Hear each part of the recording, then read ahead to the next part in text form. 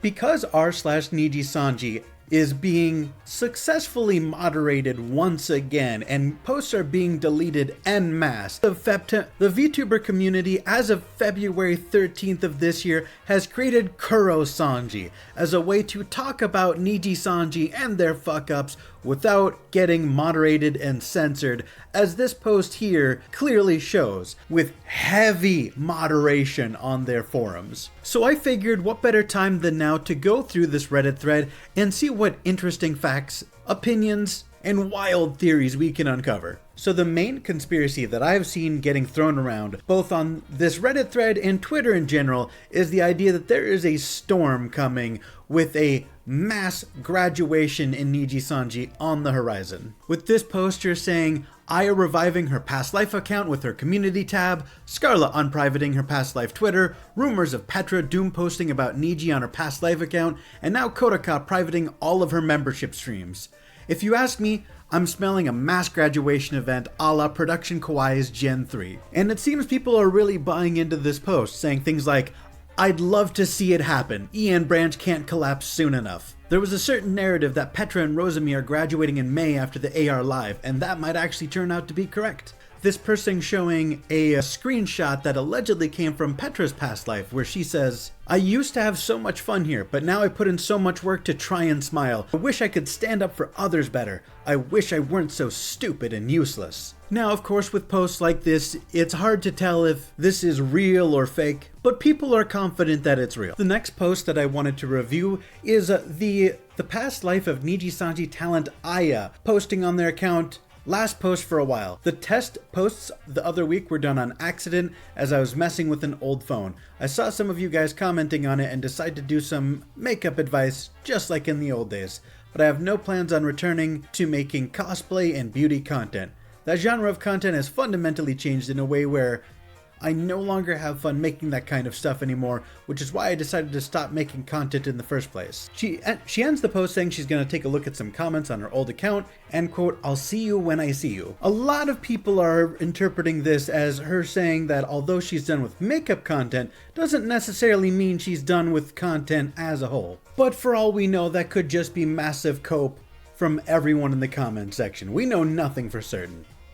Some other people are getting really into the weeds on Luca's whole signature thing, talking about a manager signature, Raziel's signature, and then an unknown birthday signature. To which people are responding to by saying, so Luca couldn't even make a signature for their merch themselves, they had to have a manager do that work for them, which is prompting a lot of people to speak out against the whole fake signature controversy, saying, who cares if Luca wrote his signature or not? It's not that deep. But most of the people who are upset seem to be upset by the fact that it's really not that hard to just make a signature. And the fact that they're not willing to put in the bare minimum amount of effort is what's frustrating. Because ultimately, if you don't care whether or not the signature is real, then what's the point of even having the signature in the first place?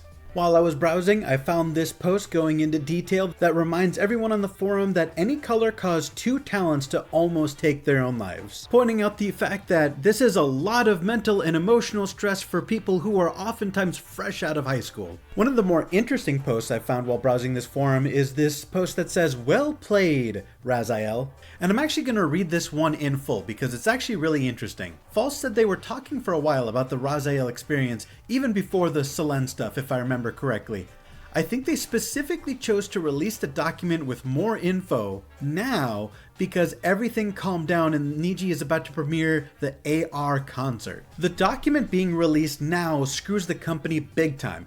You see, they can't cancel the Luca appearance without delaying the AR concert. There's no time to edit him out. And another reason, editing him out now would just confirm claims made in the document, which looks bad for the company. But on the other hand, keeping Luca in the company and in such a big event looks just as bad, because by doing so, the company confirms they do in fact have favorites who can get away with much more than the others. It'll be really interesting to see how Nijisanji responds to this controversy. Personally, I think they're gonna try and ignore it and proceed with the concert as scheduled, just because there's been such an investment of time and resources into this concert. I don't think they can afford to postpone, delay, or edit anything about this concert. But it will definitely be interesting to see how much longer Luca sticks around, because if Luca continues working for Nijisanji, in the fans' eyes, it's going to confirm favoritism. And if they terminate him, then that's going to prove in the fans' eyes that all of these narratives were right in the first place. So really, this is a lose-lose for Nijisanji. And I'm not the only one who thinks this. There's a good chance they won't get rid of Luca simply because he brings in a lot more money. The same commenter going on to suspect that the girls probably won't be outright terminated, but more likely asked to graduate. And this isn't newsworthy, but I just find it really funny. This Nijisanji situation is so catastrophic, it's fodder for a college-level legal essay.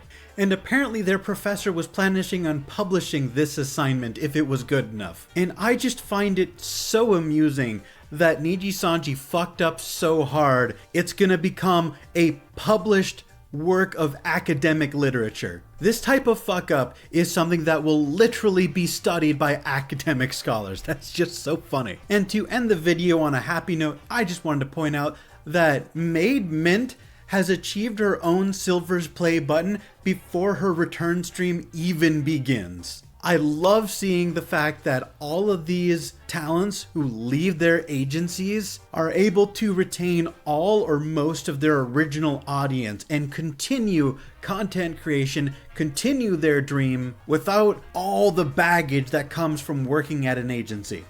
I'm so happy to see the community following the talents, not following the company. As someone who has aggressively championed being independent rather than corporate, this is the change that I wanted to see in the world. And for all those people who asked me in my comments section, what do you want Nijisanji to do? Collapse? Think of the talents. Their careers will be over.